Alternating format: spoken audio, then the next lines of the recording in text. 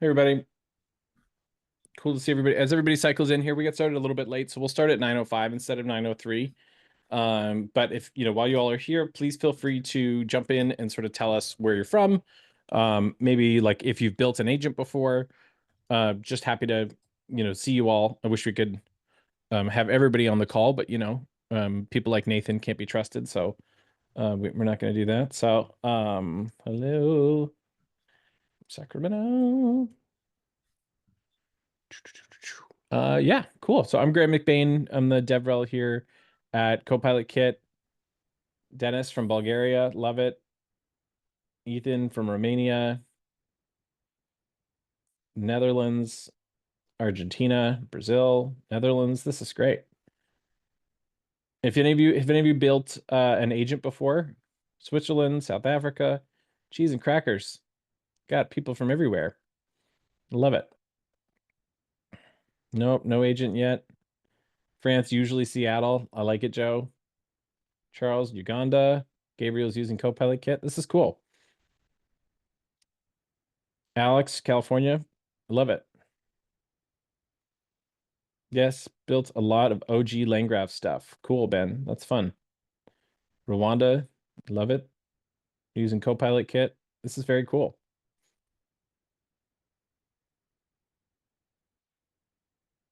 Use a lot of OG LangGraph stuff of LangGraph stuff. Yeah, I love it. That's great. Cool. Well, this is awesome. We appreciate you all being here. We just got a tie to jump on. Looks like he may jumped back off, but great to see you all here. Like I said, I'm Graham. I'm the DevRel here at CopilotKit, and today we're just going to go over. We've got this really cool new demo that I want to show off, and let's go ahead and actually talk about that. So let's go over today's topics. Today, I'm just going to sort of share myself, introduce Yuli and Nathan. We've also got Tyler in the line here from our team. So if any of you have any questions, feel free to drop those in the chat. They're going to be answering all your questions in chat and surfacing those for me to answer throughout the demo here today.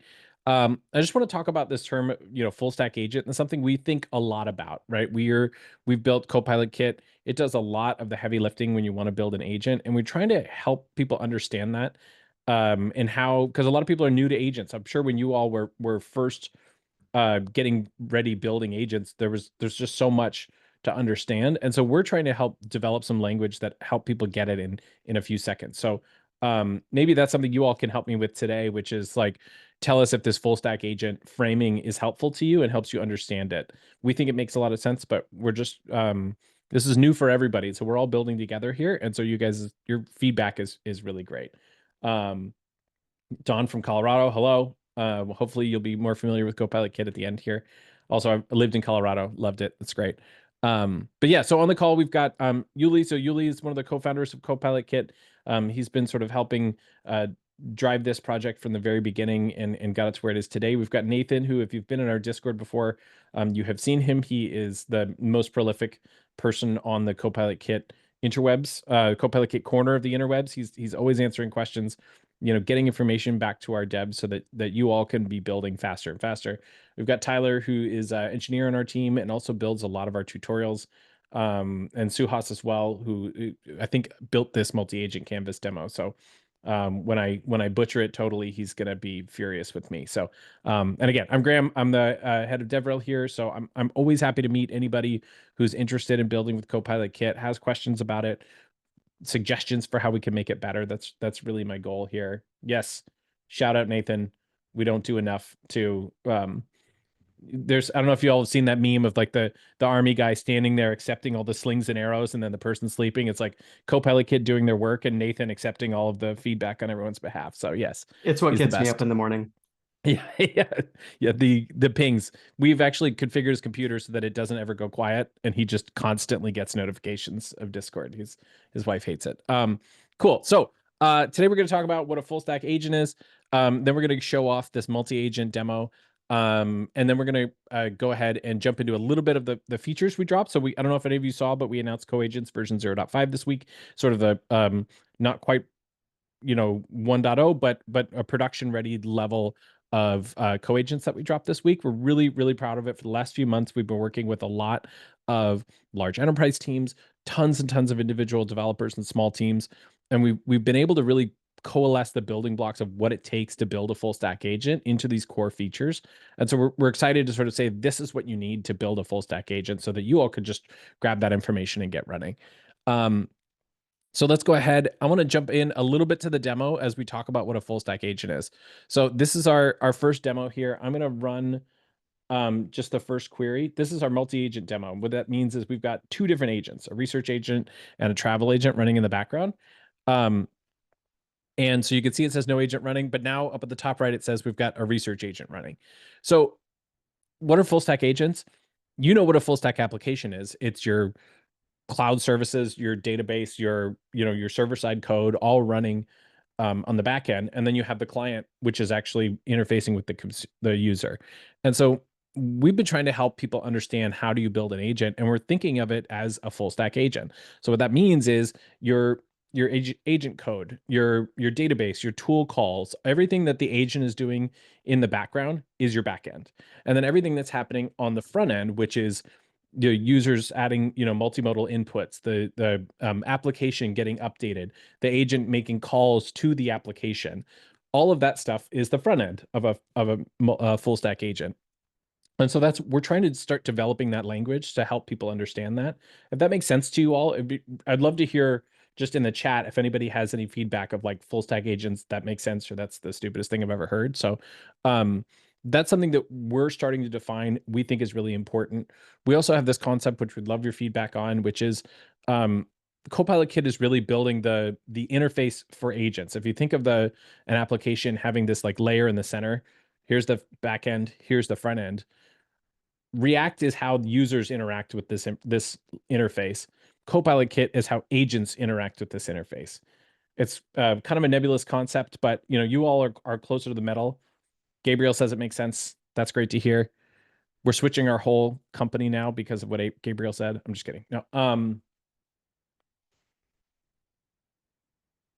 Interesting. So if somebody wants, we'll get to your question soon, Don. I just want to not lose momentum as I read it. So what we saw here in the front of this app of our full stack agent here is I sent off a query, and it actually kicked off the researcher agent. So now I'm going to give it a different query. Can you help me plan a trip to Napa? And you can see at the top right now, it says the travel agent is executing. So this is a really interesting example of how a full stack agent works, right? I've got a single interface, a client-side interface that the user is taking advantage of. And then the user can just put in information, and the backend is what's actually handling that query. And so CopilotKit kind of lives on the front end and the back end a little bit, because the client side sends off something that goes to CopilotKit Cloud, which is a backend service. And then it uses our router mode to intelligently take that query and send it to whichever agent that user wants it to go to without even realizing it. So we've got our Napa Valley trip here, and now it shows it on the front end. I think this is a really cool demo, not just because Suhas is on the call, but it's really important to note just that this takes a lot of work if you didn't have CopilotKit. It's one of those things that we worked really hard to abstract away a lot of the nitty-gritty so that you can go ahead and just start building an agent. So I think this demo is pretty cool. I think the concept of full stack agent is really, really interesting. Suhas worked hard to get our kites as the little waypoints here. It's funny, Napa Valley is not that big for how much brand value, brand cachet it has. Do we have Napa Valley Wine Trolley? I can't believe this doesn't automatically put in the Oxbow Market. This place is amazing. Oxbow Market is like a public market with all of Napa's food in it. Anyway, so let's take a second to sort of dive into this demo. So if any of you want to use this, I don't know if Nathan or Yuli, if you guys want to share the link here so that people can grab it. And actually, let's pause here for a second and ask a question, or answer some of these questions. Joe, will there be a demo for the runtime? I see this one is using the Cloud API. Today we're not doing a runtime demo, Joe. We're showing off the Cloud API, but runtime we're absolutely happy to help you service that. For those of you that don't know, runtime is that the logic of the cloud agent living in the background. Suhas, did you want to say something? Yeah, I have a question. So the reason why we decided not to use a self-hosted runtime in this demo is because A, it's using multiple agents, and B, we have been seeing a lot of users complaining or having problems when they deploy this on Vercel or any serverless platforms. They get timeouts. So that's one reason why we want people to consider using CopilotKit Cloud solution, because it has none of those problems and it's cheap, like in terms of expenses. Got it. Joe, feel free to ask a follow-up. Thank you, Suhas, for that. Ben's question, what's to stop us from running the LangGraph agents actually in the browser? I think that's a good question. I'm going to take a stab at this, but Tyler, you came off mute, so if you want to go ahead. Yeah, I mean, I'll just answer really quickly. There's a couple of reasons. Number one thing is going to be security. If you think about it, why would you want to run your agent that has access to your API keys and things like that on the front end? That's think of this like an API, right? You wouldn't want to run the API in the front end. It's a similar kind of design philosophy. Yeah, it's pretty much just that. These agents almost serve as new intelligent backends. It's a great question. And I don't know if this is, yeah, that brought up something, Tyler, which is like, are agents susceptible to whatever the agentic version of a SQL injection is, right? Like when you think about people jailbreaking agents and trying to get them to do things they're not supposed to do, is there a concern there, or is that a dumb question? Not a dumb question. The beauty of agents is that it combines deterministic code that we know today with the generation of LLMs. That's kind of the big design philosophy around these agent frameworks. So, right, like if you're writing SQL code, you should ensure that SQL code isn't able to be arbitrarily injected with commands. Yeah, that's a standard design philosophy, right? The biggest thing with these agents is that they combine traditional code backends with LLM generation and kind of like reining in the creativity of LLMs with the determinism of code. That's kind of the main idea behind this whole wave of agents. Got it. And then the Hamdi had a question about is the data passed with these hooks, like the readable hook, accessible by the external Python agent? I think the answer to that is yes, right? It's that's the point of passing that information back. But if I'm wrong there, please feel free to correct me. Sorry, I didn't hear you. You cut out. Can you say it one more time? Oh, that's okay. Hamdi's question here is, does the data passed with the hooks, like the readable hook, will that be accessible to an external Python agent? Yeah, that's exactly correct. Readables get added to the overall context if you're familiar with LLMs. So yep, that's basically how it works. It's like a light version of RAG, except there are other RAG solutions that you would integrate into your agent. This is just ways to add in your React state easily, kind of intuitively. Got it. Okay, great. And then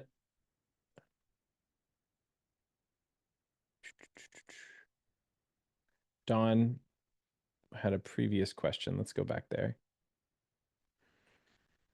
This might be better. So Suhas or Tyler, can you read Don's previous question up here? I don't want to read it all out loud. And yeah, I'm still processing it. Okay. Don, we'll get to your question. I'm just trying to understand it. So just give me a little bit here. Got it. Okay. So let's, Dennis, yeah, we'll move through a little bit more of the demo here.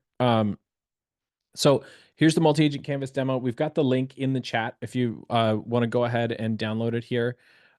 Just a few things. Since this uses CopilotKit Cloud, I want to make sure that normally if you've done through any of our other demos, you're going to have to take your API keys and put them directly into your local environment variables. With CopilotKit Cloud, you actually put your OpenAI key and your LangGraph key into CopilotKit Cloud, and then we'll handle that connection for you. And then you're actually going to want to add the agents to Cloud. And so you can either use the LangGraph Cloud, the LangGraph platform, and then give the URLs to CopilotKit, or you can run that locally and give the URLs to CopilotKit. So once you've done that, then it's just as easy as, pnpm install. You do want to have your CopilotKit Cloud public key in your environment variable, but then it's just run dev and you've got this demo up and running. So in the code itself, there's just a few sort of points I want to touch on here, and then we can sort of jump back into the features of version 0.5 that you may be seeing in the demo, and then go from there. So over on the right-hand panel, you can see we've got our researcher agent here, and then we've also got our travel agent here. And then on the left side panel, you can see we've got a few things going on. So here's where we're actually invoking the provider. And what's something you'll notice here is that we don't say anything about router mode anywhere. That's because on CopilotKit Cloud, router mode is enabled by default. And so if you don't have multiple agents, it doesn't matter. If you do have multiple agents, but you want to lock specific queries or specific queries to specific agents, you could just use what we call lock mode, which is where you're invoking the provider, but then you say lock mode, and then you actually name the agent. And you name the agent because here you can, in our available agents file, you can actually expose the agents by their name. And then in the provider, here's where you actually define the type definitions and explain the agent so that the backend understands it. So I hope that makes sense. I want to see if there's any more quick questions here before we jump on. Looks like we're having a lot of great conversations here. Tyler, I think I have a grasp on Don's question now. So Please, go for basically it's and just to enunciate it, Don, let me know if this is incorrect, but with the release of things like OpenAI operator, there's this kind of divergence in AI workflows, which is the AI is operating the browser session versus there is a Copilot in your application. I think that, these are both pretty standard, not standard. These will eventually become standard kind of design principles. But I think it really depends on your use case, right? In one case, you're handing off the operability of your application to a third party, in this case, OpenAI, to build out something that'll automate user interaction with your application, right? What CopilotKit and these agents really allow is tailored, hyper-specific flows that you define with a combination of generation and code tailored to your application. So think of operator for your application. That's really the intent behind a lot of these things. And I think the best part of this is it's tailored to you, right? You don't need to rely on OpenAI to do these things. You build it yourself for your application. So in this case right here, where we generated a bunch of stuff on the behalf of a user for a trip, the operator wouldn't necessarily be able to do that. If we told it, hey, plan a trip to Napa Valley, it would have gone to Google Flights. It would have clicked around through there, entered in a bunch of stuff. That's not your application at the end of the day. So I think that that's a really big piece of this. And let me know if you have any follow-up questions. I'm happy to answer that.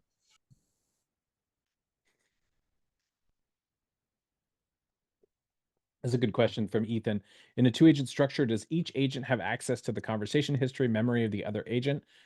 Purpose to get context? I'm guessing that the state is shared, but are the conversation histories shared?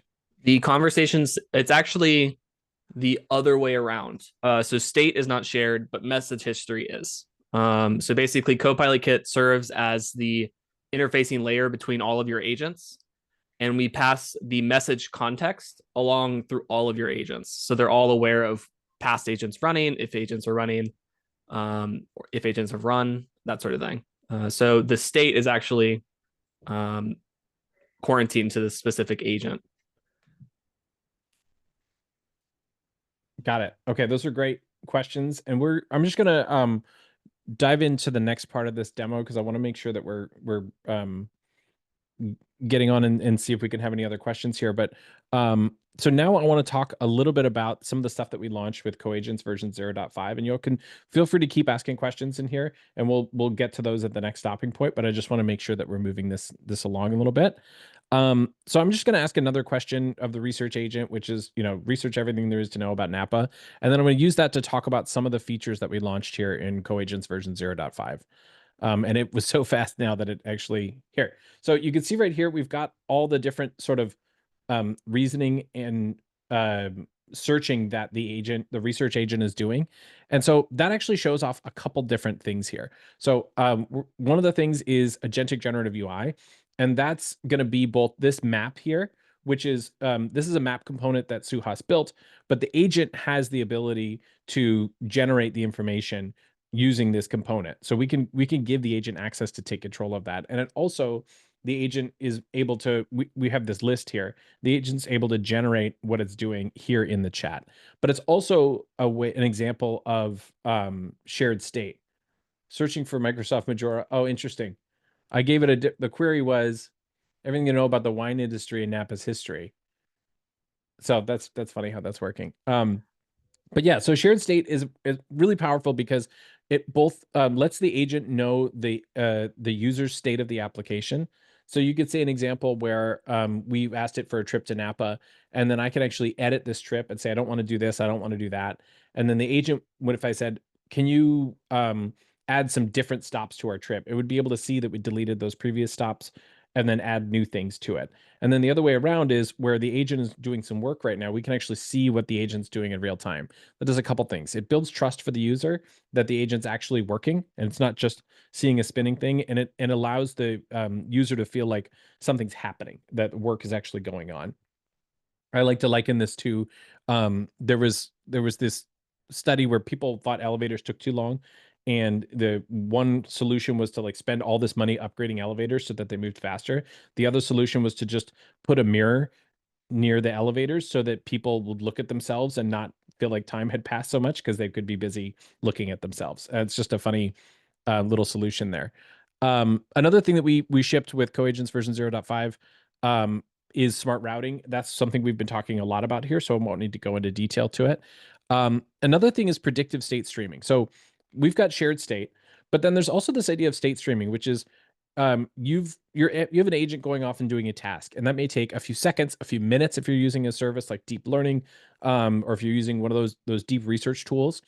And so what you can do as the developer, if you're pretty sure you know what the end state of that agent task is going to be, you can use that predictive state to take that end state task and serve it to the user, even though the agent is still doing work, so that you can move them along in the process and help make them feel, again, like it's a snappy, responsive application. The other thing I want to talk about is that we've shipped here as another one of these major building blocks is human in the loop. That's something that obviously is a big buzzword, but human in the loop takes a lot of different forms, and it can happen both inside the chat and outside the chat. So this is one of those things when we added the trip, you could actually sort of delete or add some of these things, or say, I don't want to go to Boone's Cafe, or when I said the Oxbow Market, I could say, actually, could you add the Oxbow Market as well? That's sort of one flavor of human in the loop. Another flavor of human in the loop could be me actually, deleting one of these trips or one of these stops from the trip inside the application itself. And so it's just powerful to be able to let the user naturally interact with the application and with the state and with the data wherever they want to in the application. We're seeing a lot of companies really start to notice that chat isn't the only interface for an agent, that the interface is the entire interface. So how can you make the user be able to, or give the user opportunities to update and interact with the agent in different places in the application? We're really excited for that possibility with how we've made human in the loop easy to work with as a developer. The final thing I want to talk about is this front end actions. This is yet another one of those things where we feel like we're probably a couple months ahead. So if you're on this webinar, you're a couple months ahead now, because front-end actions are really the future of how this sort of stuff is going to work. You can give the agent access to do work inside the application with front-end actions really simply and really easily, and it's a really powerful tool. So you could say like, hey, draw a map or draw a route between all of these stops, sort of thing. So you could use like a route planning, and it could draw that. There's a lot of different applications of it, but yeah, these are some of the features that we're using. We're really proud of it. If any of you haven't started using it, that would be really cool to hear some of that feedback. I know some of you said you built with agents, so if you have anything that you've built or have questions about, let us know. But yeah, I want to sort of open it up now to any more questions and see if we can get myself or Tyler or Suhas to give some good answers here. I see that stuff is happening in the chat, but is there any questions about any of those these new features that we shipped? CopilotKit uses telemetry. I'm not sure. Tyler or Suhas, do you have any good answers? I mean, that can mean a couple of things. Is telemetry a project, or is telemetry the concept of telemetry? Did you mean telepathy? Just let me know, and I can answer that question. I'm just reading through the chat. Yeah, more about front end actions. Tyler or Suhas, do you have any more stuff you want to say? We actually have a whole documentation page based off of this. If you wanted to go to the docs, there is a front end actions section that kind of explains it a bit more. But basically, Gabriel, if you're aware of tools in like traditional LLM flows where a LLM can call a tool, a front end action is essentially a tool that's defined on your front end that can update your front end that the LLM can call. One thing I want to add here in this demo, because I mean, my ambitious goal here was to also compile this list of places that a user can go and eventually send out an email. So what I want to add here is we also have a concept of backend actions, which are similar to what Anthropic has for model control, like their MCP protocol. So you can bring in some APIs like send an email or send a Google Calendar invite. You could build all those interactions pretty easily using our backend actions. And they pair very well with front-end action, agent state. So everything comes in together and you can build a really nice application.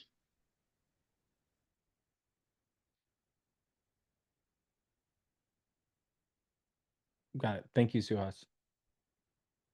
What's the rule of thumb on how many tools, front-end actions, etc., to give any single agent? I don't know that there are any hard rules about that, but Suhas, do you have any thoughts on that?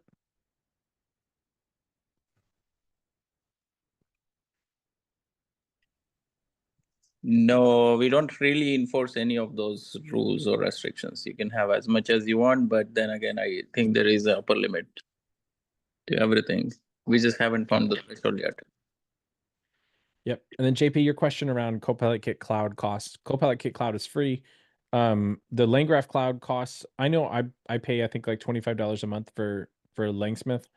I don't have detailed answers on their whole platform costs right now. Copilot Cloud is free for first 1,000 requests. Then after we charge a small fee. And aren't backend actions just tool calls that are on the back end? Yeah, you could say that. Is there a difference? Mauro had a sort of clarifying question there. Between backend actions and common tool calls? Tool calls are, I mean, I think the traditional sense is they're part of your agent. But if you have some remote service, like you want to integrate Gmail service and send out emails, you would probably want some separate of concerns, and that's where this backend actions can come in. But they're like the line is very thin, so you could mix and match. If you don't, if you are building everything in agent, you don't need backend actions. Got it. There's rendering for Ethan remembers a example of the calendar card from our old docs. I think if you look in agentic generative UI, we had something about this. Maybe it was the tool based.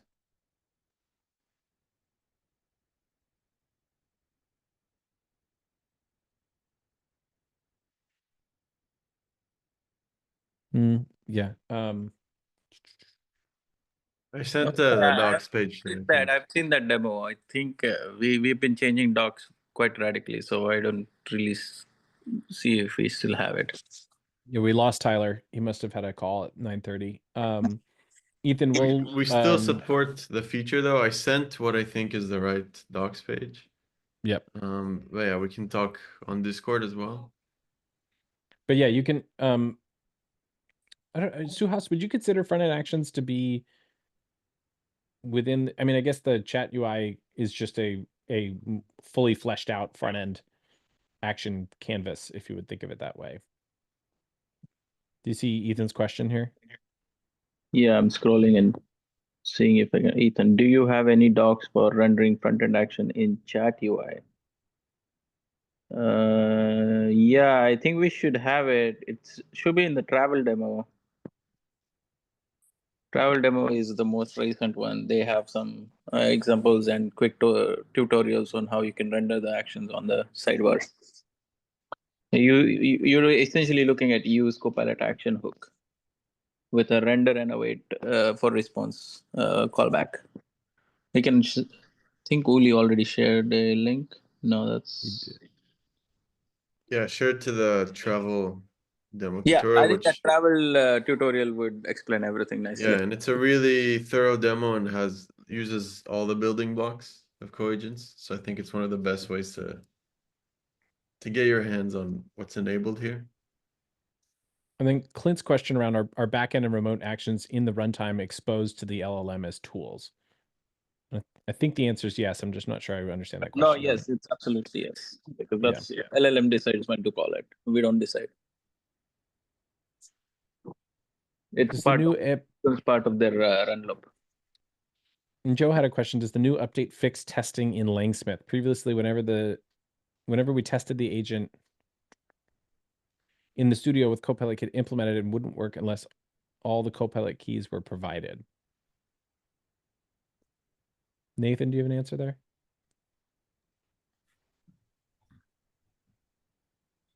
I missed the question. Sorry. Oh, all good.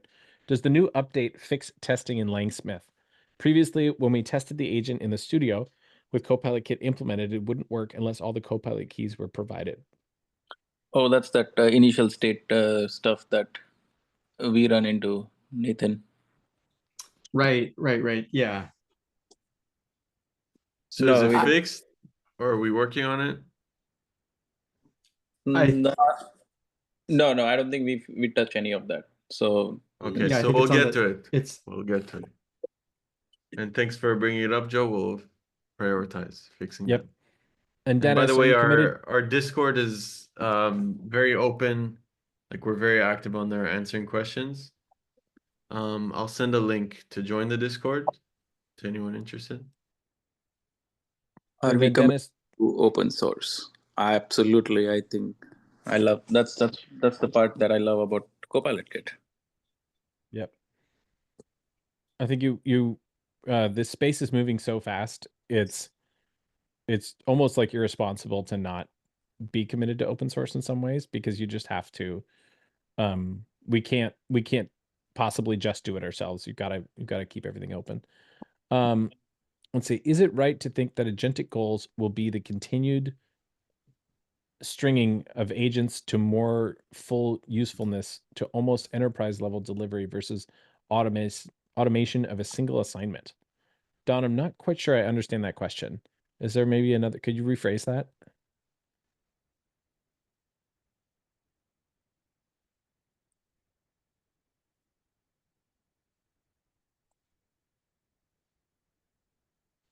Joe, we can't fully test an agent in CopilotKit with Langsmith. We're working on an answer there. Don, we can't hear you speak, but if you can type out your question, that would be great. Okay. Sue, I think we're sort of slowing down on questions here, but I just want to remind everybody, like, Nathan's here. Nathan is the king of our Discord. He's got really, he'll be able to get some good questions. If you're working on a product in production and you need more help, we're always happy to open up a Slack channel, answer questions.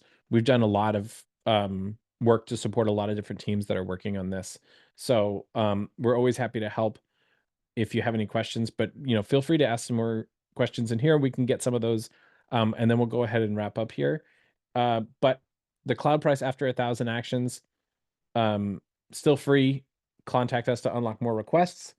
Is there a way to update the long-term memory LangMem SDK from LangGraph by interacting with a text area, and that input form feedback will just update the long-term memory? That's a great question, Ethan. Suhas, do you have a answer there? I think that Langman recently launched, right? I could be. Yeah, like this week, I think it launched. Yeah, I don't have an immediate answer, but I guess Ethan, is that something that's really important to you? Is that a blocker for you, Ethan, in what you're currently building? Okay, so is it a blocker or is it just something you're working on? Jamie loves free. That's good to know. Yes, it's a blocker. Okay. Ethan, if you can reach out, if you don't already have an open line of communication with Nathan, go ahead. Oh, yeah, we know each other. Ethan's. Oh, okay. Yeah, so we're communicating. Oh, cool. We'll prioritize it, Ethan, and Excellent. thanks for Yeah. bringing it up. Yeah, thank you. Because it We launched get this week. flooded with support, so yeah. You know what? we try really hard to have parity. Go ahead. I just want to add one thing, if not already added. A feature request in CopilotKit open source repo would be really useful, just to get a understanding of how you would expect this to work. Yeah, that is always helpful and good general feedback. Yeah, Don, definitely. Don, if you and Nathan aren't already connected, reach out on Discord and he can get you set up. We can either jump on a call or we can get you on a shared Slack so that we can have some higher fidelity. And that's just an open invitation to anybody who's building, ideally in production. If you've got some questions or something you're working on, we're always happy to help. Follow us on LinkedIn and Twitter. Yuli's sharing that stuff there. If any of you are based in San Francisco, I go there at least once a week. So I'm always happy to just meet up and have coffee and talk with anybody who's building on CopilotKit and just see what you're working on. We're going to be at a AI Tinkerers meetup next week in San Francisco. So that would be great. What are your favorite products built with CopilotKit? That's a really great question. There was the company I saw early on when I met and when I joined here that was building they have this huge enterprise data transformations platform. So it's just like data wrangling as a service. And they had users, it was like a really large, unwieldy enterprise product. And it took just oodles of clicking to get something done. And they were able to integrate CopilotKit and people stayed longer on the product, used the product more, and they just meaningfully increased their usefulness as a product because they integrated CopilotKit. And I just thought that was such a great thing. Instead of having to like click around and do table joins automatically, someone who was able to just speak in plain English and develop really complex SQL queries that sped up how they work. So I thought that was really cool. The router, how does it determine? Do we have control when you? That's a great question. Suhas, do you have a good answer about router mode and how it determines what happens when? One second. I was just looking at the previous question where we that CopilotKit state in Langsmith. I think we might have fixed it already. But anyway, so what's the current question? Yeah, all good. In router mode, how does it determine and do we have control? You really don't have, like, a user doesn't have control. The LLM has, and it is all based on the description of the agent, name, everything. So prompt engineering is your friend here. Yeah, I guess so. The answer is do you have control? And the answer is yes. You just have to be very good at describing the agent so that the LLM knows which agent to choose. And we do have agent lock mode if you wanted to totally go through the same agent every time, like within a workflow. Or if you had the user make send a request not inside the chat, but it was for a very specific agent, you could lock that query to that front end use or that front end interface. And I the way that I tried it is like I created ambiguous, like exactly same looking agent with same description, but with a slight nuances, and LLM was still able to pick the right one. So as a user, as a developer, I didn't really put more thoughts beyond describing the agent and let the LLM decide which one is the right one. There's no defined router like in LangGraph.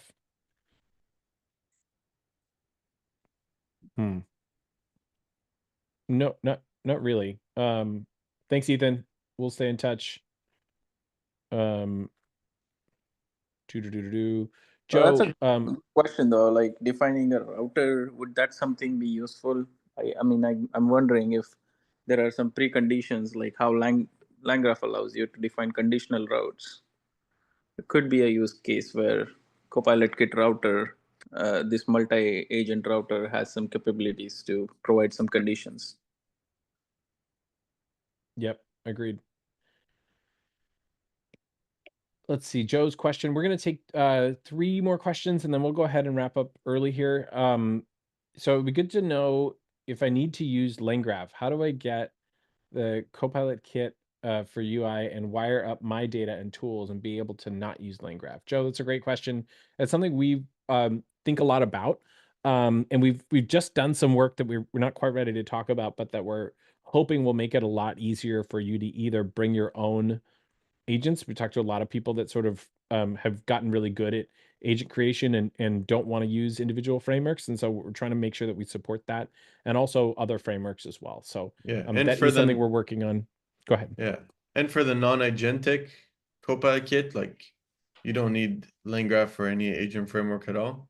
Right. Yeah, and we are slowly adding support for more and more agent frameworks. Yeah, it's funny. We actually started without any agent frameworks, right? And so it's funny when that was what we originally were good at, was just connecting you directly to LLM. So but Joe, definitely reach out. We're looking for people that want to sort of early test this new thing we're working on that we're not quite ready to talk about. So maybe that's a good touch point for us to connect with you there. So Clint, your question, you started up here. It said, in terms of the router, how is that working underneath? Is it that it exposes tools for each available agent? And your inception is to handle that tool call and shunt the request into the given agent? Yeah, that's pretty much it. But we Nailed have it. a shallow React run loop running on top of everything that picks the right agent. So it's essentially doing what Clint mentioned, but it's like a very high level overview. Cool. And then what if the agent gets stuck in a loop deciding which route to use? Well, it's a matter of time. I don't know. I haven't seen it getting stuck, but if it can get stuck, it will get stuck. Yep. So I guess the short answer is, Pratik, like when that happens, let us know. We've yet to see that meaningfully. So but if you find that happening, congratulations, you are the first to have broken it, and we're happy to work on it with you and get it unstuck. Exactly. It'll be fun to get it stuck and see how it reacts. Yep. So I like the sound of bringing your own agent. For what it's worth, most folks I talk to in AI Tinkerers community are DIYing their agents at this point, maybe because it's early, but what I see valuing CopilotKit over other agent frameworks at this point. Yeah, Joe, it's, we're, the people in the AI Tinkerers, probably a lot of the people in this call are really at the forefront of this. And I think there's, so this is one of those things that we see a lot of one of our engineers on our team, Marcus, he was really big on this, right? And I do talk to a lot of people that are rolling their own agents. And so it's one of those things where it's a matter of like, we see that future coming where people are really rolling their own agents in a big way. And so we have to both meet the market where it is now and start planning for that future. So we're definitely planning for that future, and have questions there. Workflows over agents. Yeah. That's something that the Replit team does a lot of. So the Replit team has this sort of process where they'll see a common workflow happen that is getting handled by agents, and then that's obviously extremely expensive for them and intensive in compute, and so they'll try to roll that out into workflows, and that might almost be the next version of agent frameworks, which is like viewing what the agents are doing and then generating workflows to sort of bypass that when that happens. It's sort of like how our brain works, right? Like our brain, instead of deep reasoning on every problem, we create shortcuts for stuff. So we're more and more building the digital brain here. Voice support, that's something we're very keen I mean, to work on voice we support. do support voice. But I think in a go ahead, Suhas. It's Or just Yuli. right now it's not on the like we don't have like specific docs pages around it. It's not like on the happy path. But it is something that the framework supports. I'll And we do have a repo example of voice. yeah. I want to send it quickly in the Yeah, 1 second. Let me grab it. cool. Oh, Keem, could you restate your context window question? If we haven't answered it, I apologize. Running some early experience for getting .NET backend, semantic kernel, autogen operating a CopilotKit, but not very far along at the moment. Cool, Clint. Yeah, when you get there, autogen is something that is also important to us. We hear a lot of people wanting to build with that. JP, I hope that answers your question as far as voice support. In terms of like, I'm very much like the happy path developer, and so I sort of we support it right now. You can definitely build it. There are people that are using it in production, but we want to make that more front and center because we know that a lot of people care about that. It's how I use agents on a day-to-day basis. I have that I forget what the name of the app is, Super Whisper, and I Super Whisper basically everything to my computer. How do you guys handle context window limitations, input output tokens for each agent? It's a good question. Suhas, We give don't me. really bump into how much the context windows are getting huge. There is like mechanisms for RAG, and we are implementing native support for some of the databases. But it's not a big thing that we see. Quick, just sort of meta question before we go for you all, which is, are these valuable? You know, we feel like we get a ton of questions when we do these. So, are these demos and these webinars valuable for you guys? Would you like us to do more of them? Okay, that's great. What about if we did these as like a Twitter space where you could, get those questions answered publicly? Do any of you spend any time on Twitter spaces? Cool. Yeah, I love promise I Twitter wasn't fishing Space. for compliments. I genuinely am curious. Not on Twitter. Yes. Okay. Not so much on Twitter. Okay, but very useful. Also, multi-agent orchestration tools. No X here. Okay, cool. This is great. All right. Well, I can't tell you guys how much we appreciate this. We really love, we're building this for you all. So when we get everybody's feedback and we hear these sort of questions from you guys, I know it's hard to sort of want to take time out to go on to Discord and ask questions. And Nathan is obviously killing it over there. And so I'm sure you're like, I don't want to bother him or whatever, but we'd love to be bothered. So please ask questions. Please, drop issues on GitHub. Anything. Yeah, Nathan is definitely killing it. We owe him another vacation. But yeah, thank you guys so much. Thank you, Joe. We really, really appreciate all of it. You have much of the needed puzzle piece. That's cool.